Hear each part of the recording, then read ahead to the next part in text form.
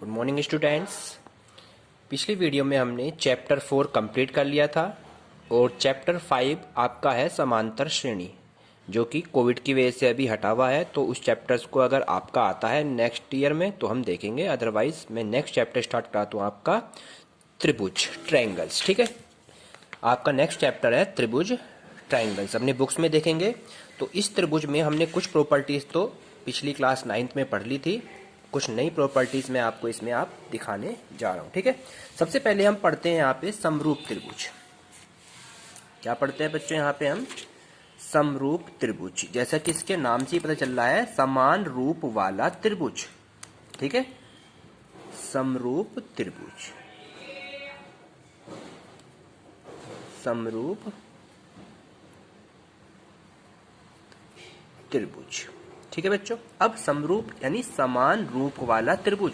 Suppose कीजिए एक त्रिभुज ये रहा और एक त्रिभुज ये रहा। ठीक है, ये त्रिभुज का नाम दे दिया ABC और इसका लिख दीजिए PQR। अब देखिए दोनों के रूप तो बिल्कुल सेम जैसे, यानी इसमें भी 3 लाइंस इसी तरह से है और इसमें भी 3 रेखा इस तरह से बनी हुई है, लेकिन एक छोटा है एक बड़ा है।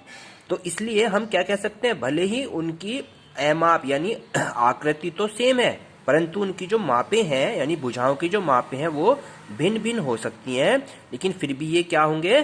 समरूप त्रिभुज होंगे। यानी डेफिनेशन क्या है? दो आकृतियां समरूप कहलाती हैं यदि उनके आकार तो समान है, यानी उनके आकार तो क्या है? समान है, परंतु उनकी माप यानी कि जो भुजाओं की मापें हैं वो भिन्न भिन्न है। तो वे आकृतियां क्या कहलाती हैं बच्चों? समरूप त्रिभुज कहलाती हैं। अब इसी में हम ले लेते हैं, अगर सपोज कीजिए ये आपका एक सर्किल है, इसका सेंटर ये हो गया, दूसरा वाला खींचते हैं इसके जस्ट बाहर, तो इसका भी सेंटर क्या होगा? यही होगा। तीसरा खींचते हैं इसके बाहर त्रिभुज, दैट इज तीनों का सेंटर क्या होगा बच्चों? यही होगा सेंटर, यानी सेकेंद्रीय वृत्तों में समरूपता। तो इन सबके केंद्र जो है, इसका भी सेंटर यही है, दैट इज इसका भी सेंटर यही है, दैट इज इसका भी सेंटर थर्ड वाले का यही है। तो सेकेंद्रीय वृत्त होते हैं, तो ये भी क्या है? एक समरूप आकृति होती है। समझ में आया बच्चों आपके? तो हमारे पास इसमें भुजाएं की माप अलग अलग हो सकती है, लेकिन इनका रूप एक जैसा होता है, शकल एक जैसी होती है, उसे समरूप त्रिभुज कहते हैं। अब आता है आपका नंबर 2, सर्वांग क्षमता। यानी कि सर्वांग क्षमता क्या होती है? सर्वांग क्षमता, ठीक है। सर्वांग क्षमता में क्या होता है? आकृतियों की सर्वांग क्षमता, इसमें आपके आकार और माप दोनों ही समान होती है। इनके आकार भी, यदि दो आकृतियां जिनका आकार और माप समान हो तो वे सर्वांगक्षम आकृतियां कहलाती हैं। क्लियर हो गया बच्चों आपको? अब हम कुछ यहाँ पे प्रॉपर्टीज पढ़ते हैं। पहली प्रॉपर्टी सर्वांगक्षम के लिए, सर्वांगक्षम आकृतियां सदैव समरूप होती है। जितनी भी सर्वांगक्षम आकृति होती हैं वे समरूप तो होंगी, जबकि समरूप आकृतियां सर्वांगक्षम नहीं भी हो सकती हैं। वे जरूरी नहीं है वे आपकी समरूप हो जाए। प्रत्येक सर्वांगक्षम आकृति तो समरूप होगी, लेकिन समरूप सर्वांगक्षम होए ये नहीं भी हो सकता। दो समान भुजाओं वाले बहुभुज समरूप बहुभुज क्या होते हैं? जिसमें 3 या 4 भुजाओं से अधिक भुजाएं होती हैं, उन्हें बहुभुज कहते हैं। ठीक है, उनके संगत कोण बराबर हो तथा उनकी संगत भुजाएं एक ही अनुपात में अर्थात समानुपाती हो, तो उस कंडीशन पे हम अब समरूप कंडीशन पढ़ते हैं। ठीक है, चलिए, वेरी इंपोर्टेंट चीज है। अब मैं आपको समरूप त्रिभुज बताता हूं। समरूपता, त्रिभुजों की समरूपता। ठीक है, तो आप सपोज कीजिए आपके पास 2 त्रिभुज बना दिए मैंने। किसी भी रूप में आप त्रिभुज को बना सकते हैं। ठीक है, ये A हो गया, ये B हो गया, ये C त्रिभुज हो गया। एक और त्रिभुज बना देते हैं इसके जैसा ही,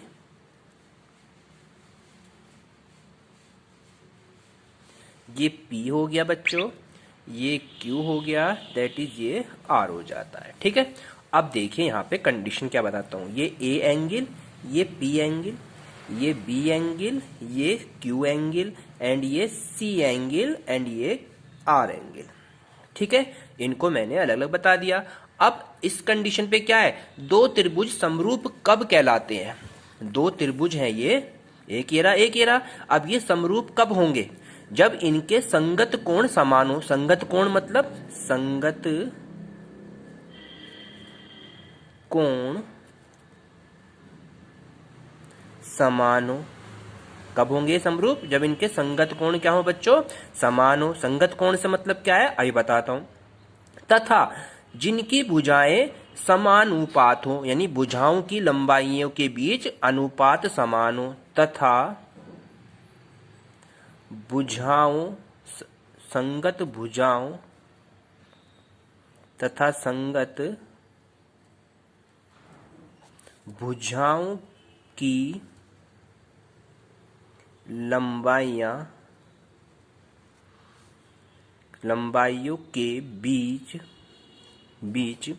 अनुपात समान हो। अनुपात कैसा हो? समान हो। ये दो कंडीशन आपकी हो जाती है समरूप त्रिभुज की। क्या? एक तो संगत कोण समान हो, दूसरा संगत भुजाओं की लंबाइयों के बीच अनुपात कैसा हो? समान हो। अब कैसे हो, मैं दोनों ही कंडीशन आपको मैथमेटिक्स के तरीके से बताता हूं। आ जाइए। त्रिभुज ए बी सी है एक तो, और दूसरा त्रिभुज क्या है बच्चों, यहाँ पे एग्जाम्पल के रूप में है ये। दूसरा है त्रिभुज पी क्यू आर। इन दोनों त्रिभुजों में लेके चलते हैं। अब देखिए, angle of A angle P के बराबर है। Angle of A angle of A जो है वो बराबर है एंगल ऑफ पी के। पहला वाला एंगल ए पी के बराबर है। दूसरा एंगल बी एंगल क्यू के बराबर है। एंगल क्यू के बराबर है। And third angle C equal है एंगल आर के बराबर है। तो क्या बताया मैंने, इनके संगत कोण समान। ये तो लिखा है कंडीशन। क्या लिखा है बच्चों? संगत कोण क्या है बच्चों? संगत कोण इक्वल आ गए। ए पी के बराबर, बी आर क्यू के बराबर, सी आर के बराबर। तो ये हो गए आपके संगत कोण समान। ठीक है। सेकंड कंडीशन, संगत भुजाओं की लंबाइयों के बीच अनुपात भी क्या है? समान है। यानी संगत भुजा ए बी भुजा इसकी, और इसकी भुजा पी क्यू। तो ए बी का अनुपात बटे में, यानी कि पी क्यू बराबर है बी सी और इसकी क्यू आर। बी सी और इसकी क्यू आर। एंड लास्ट है इसकी ए सी और इसकी क्या है? P R. ए सी बटे में पी आर। तो ये हो गई आपकी संगत भुजाओं की लंबाइयों का अनुपात भी क्या है? समान आ रहा है। ये सेकंड कंडीशन बन गई इसकी। फर्स्ट कंडीशन संगत कोण बराबर, सेकंड कंडीशन संगत भुजाओं की लंबाइयों के बीच के अनुपात भी क्या है? इक्वल आ रहे हैं। तो ऐसे त्रिभुज को क्या कहते हैं बच्चों? समरूप त्रिभुज कहते हैं। यानी कि अतः त्रिभुज ए बी सी समरूप होगा। त्रिभुज ए बी सी समरूप है त्रिभुज ए बी सी समरूप है त्रिभुज पी क्यू आर के। ठीक है। इसको कैसे लिख सकते हैं? यहाँ पे हम त्रिभुज ए बी सी समरूप होगा। ये समरूप का कंडीशन है। इस तरह से ये लाइन बना दीजिए इस पे। ठीक है, इस तरह से ये समरूपी कंडीशन होगी आपकी। ठीक है, यानी कि इसको लिख दीजिए त्रिभुज पी क्यू आर के बराबर। तो ये समरूप त्रिभुज की कंडीशन वेरीफाई हो जाती है। यहाँ पे ये सिंबल जो बना हुआ है इसका इस तरीके से इस तरह से करना है। ठीक है, इसको सिंबल को क्या कहते हैं बच्चों? समरूप त्रिभुज का सिंबल कहते हैं। ठीक है, इस तरह से आपको ये करना है। तो ये हो गया यहाँ पे क्या हो गया बच्चों? ये समरूप त्रिभुज की कंडीशन हो जाती है। क्लियर हो गया आपको। अब त्रिभुजों की समरूपता के लिए केवल संगत कोण अथवा संगत भुजाओं के अनुपात की समानता पर्याप्त है, जबकि अगर हम बात करें बहुभुज में, बहुभुज माने जिसमें 3 से अधिक भुजाएं होती हैं, तो उसके लिए दोनों प्रतिबंध होना जरूरी है, यानी कि उनकी कोण भी बराबर होने चाहिए और उनके भुजाओं के अनुपात भी इक्वल होने चाहिए। जबकि समरूप के लिए आपके एंगल बराबर हो जाते हैं तो वो समरूप त्रिभुज बन जाता है। लेकिन अगर यहाँ पर बहुभुज की बात करते हैं तो बहुभुज में आपको क्या करना पड़ेगा बच्चों, बहुभुज में उसके दोनों ही पार्ट आपके इक्वल होने चाहिए। जैसे सपोज कीजिए हमारे पास वर्ग ले लीजिए, वर्ग कैसा होता है, बहुभुज होता है, बहुभुज,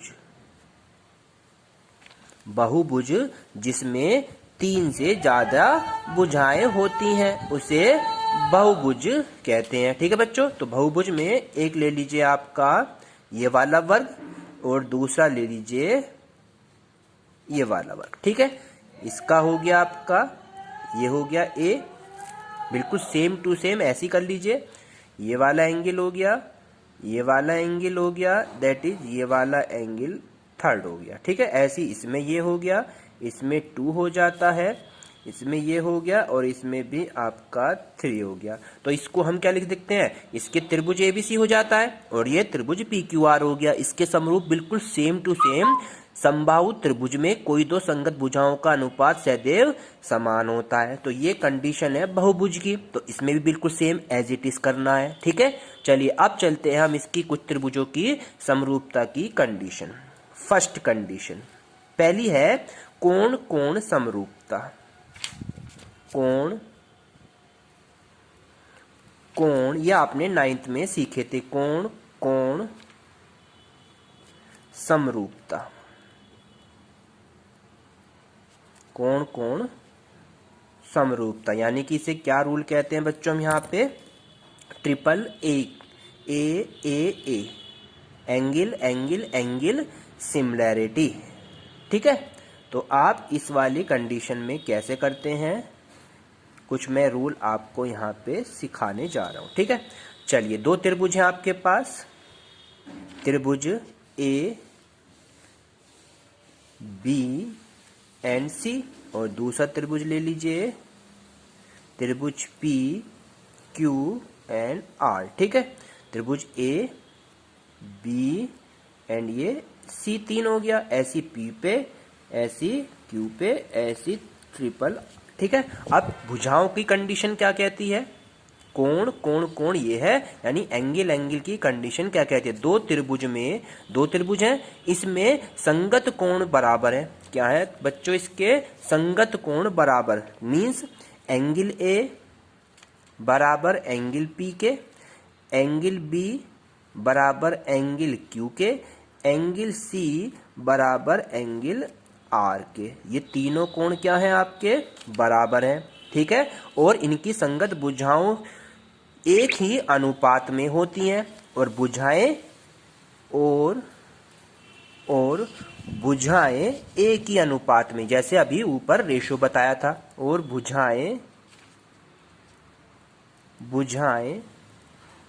एक ही अनुपात में, भुजाएं एक ही अनुपात में हो, तो ऐसे कंडीशन में ये कोण कोण कोण समरूपता कहलाती है। ठीक है, ये इसमें हो गया। यदि एक त्रिभुज के दो कोण दूसरे त्रिभुज के, एक त्रिभुज के दो कोण दूसरे त्रिभुज के दो कोणों के बराबर हो तो तीसरा वाला कोण क्या होगा, हमेशा बच्चों बराबर होगा। यदि एंगल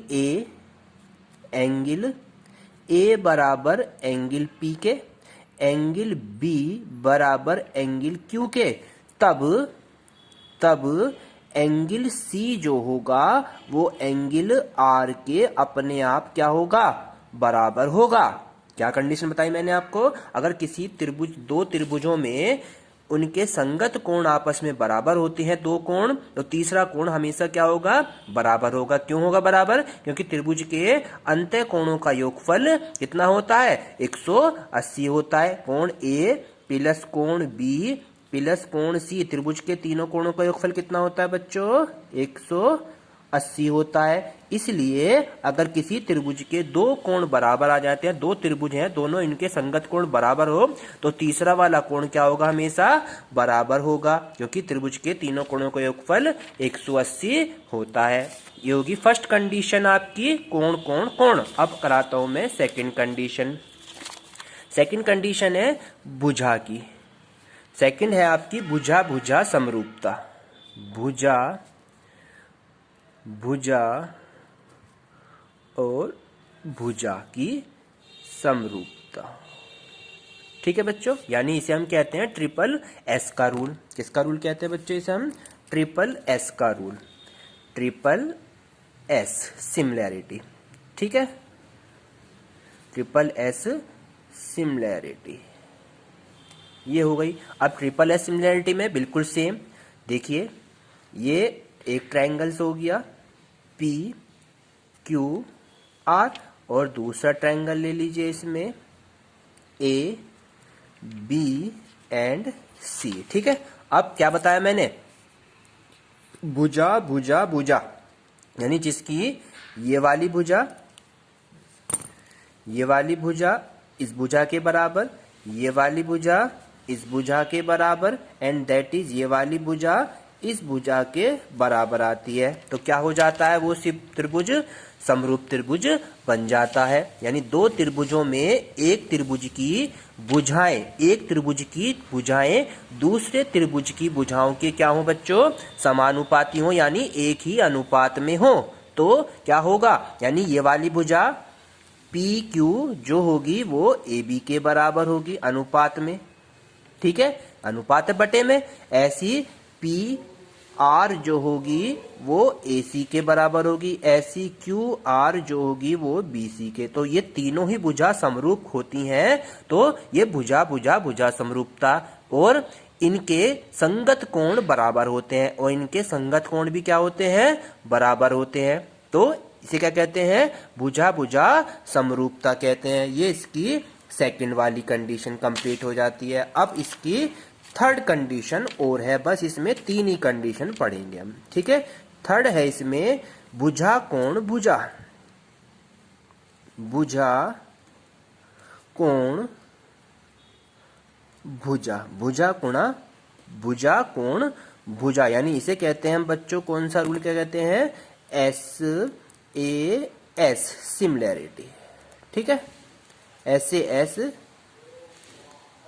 सिमिलैरिटी कहते हैं इसे, भुजा कोण भुजा। इसमें क्या कहता है? दो त्रिभुज हैं आपके पास ABC, PQR मान लीजिए, चलिए ठीक है। दूसरा त्रिभुज ले लीजिए, कौन सा? AB and C। इसमें क्या है? यदि एक त्रिभुज के एक कोण दूसरे त्रिभुज के एक कोण बराबर हो, यानी ये वाला कोण P कोण A के बराबर हो, एंगल P बराबर एंगल A, यानी कि एक त्रिभुज का एक कोण दूसरे त्रिभुज के दूसरे कोण के बराबर हो, तथा इन कोणों के अंतर्गत रेखाएं समानुपाती हों, तो दोनों त्रिभुज क्या होंगे? समरूप त्रिभुज होंगे। समझ में बच्चों आपके? ये वाली भुजा इस भुजा के, और ये वाली भुजा इस भुजा के, तो उस कंडीशन पे भुजा कोण भुजा हो गया, तो ये भी क्या होता है? आपकी समरूप त्रिभुज की प्रॉपर्टी कहलाती है। क्लियर समझ में आया? अब आता है हमारे पास नेक्स्ट पार्ट, इसको मैं एक्सरसाइज में स्टार्ट करेंगे, उससे पहले कुछ और सीख लेते हैं। ठीक है, तो त्रिभुज की समरूपता कब होगी, कैसे होगी, कुछ रूल मैं आपको यहाँ पे एग्जाम्पल से बता देता हूँ। ठीक है, चलिए कोई एग्जाम्पल ले लेते हैं। यहाँ पे हम क्वेश्चन है, इसमें त्रिभुज की समरूपता बतानी है, कब कौन सी त्रिभुज की समरूपता सही होगी। देखिए दो त्रिभुज हैं आपके, ये दो त्रिभुज हमने बच्चों यहाँ पर बना दिए हैं। ये हो गया ABC, और यहाँ पे इसका नाम लिख दीजिए त्रिभुज का DE और F। ठीक है, अब देखिए इसके बाद क्या करते हैं? इनके एंगल बना देते हैं। ये हो गया एंगल, इसका एंगल, ठीक है, इसके एंगल के बराबर हो गया। ठीक है बच्चों, ये वाला एंगल इसके एंगल के बराबर, और थर्ड वाला एंगल थर्ड के बराबर हो गया। अब सब कब कब ये समरूप त्रिभुज होगा, तो इसकी मैं कुछ कंडीशन करके चल रहा हूं और आपको बताता हूं। देखिए फर्स्ट है त्रिभुज बी ए सी, यानी अब क्या मैंने नीचे से लिया बी ए सी, कब समरूप होगा बच्चों इसका, जब हम क्या जैसे बी ए सी लिया ऐसी ई डी एफ लेंगे, ई डी एफ, तो क्या होगा ये बच्चों समरूप होगा, यानी बिल्कुल राइट है, ये समरूप होगा, बिल्कुल ठीक है। अब इसकी सेकंड कंडीशन देखते हैं, क्या देखते हैं सेकंड कंडीशन। चलिए सेकंड में है, अगर हम ले लेते हैं त्रिभुज ए बी सी, त्रिभुज ए बी सी ले लेते हैं, ठीक है। तो त्रिभुज ए बी सी लिया एस ए, त्रिभुज ए बी सी, ठीक है, त्रिभुज ए बी सी लिया मैंने। अब जैसे ए बी सी लिया ऐसे क्या लेंगे डी ई एफ लेंगे, तो डी ई एफ, तो ये भी क्या है आपका समरूप त्रिभुज है, बिल्कुल राइट है।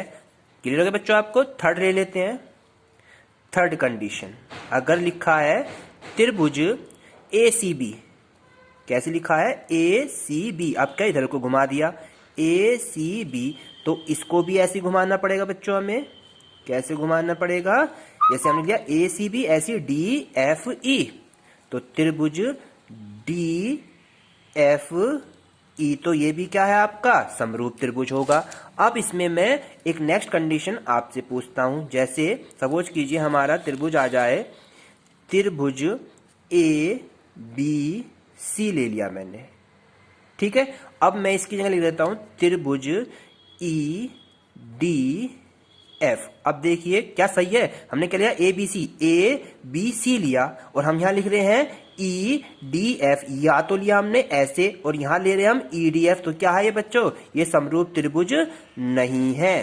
क्या है ये समरूप त्रिभुज, समरूप त्रिभुज नहीं है, समरूप त्रिभुज नहीं है। समझ में आई बच्चों। एक और प्रॉपर्टी ले लेता हूं इसमें, फिफ्थ प्रॉपर्टी, अगर लिखा जाए त्रिभुज ए बी सी, ठीक है, और समरूप की कंडीशन अगर मैं लिख दूं यहाँ पे त्रिभुज एफ ई डी, तो यहां लिया मैंने ए बी सी और यहां एफ ई डी, तो ये भी क्या है बच्चों समरूप त्रिभुज नहीं है, ठीक है, तो ये भी समरूप त्रिभुज आपका नहीं है। तो इस तरीके से आप ये कंडीशन पढ़ेंगे। आज मैंने आपको इसमें समरूप त्रिभुज की कंडीशन पढ़ा दी है और पाइथागोरस प्रमेय आपको पता है क्या होती है। पाइथागोरस प्रमेय, पाइथागोरस प्रमेय जो था एक साइंटिस्ट था, उसने क्या बताया था बच्चों कि समकोण त्रिभुज है, समकोण त्रिभुज जिसका एक कोण 90 डिग्री का होता है, ये angle of A B and C, तो इसमें जो कर्ण का वर्ग होता है वो शेष दोनों भुजाओं के वर्गों के योग के बराबर होता है। तो कर्ण हो गया के का स्क्वायर जो होगा।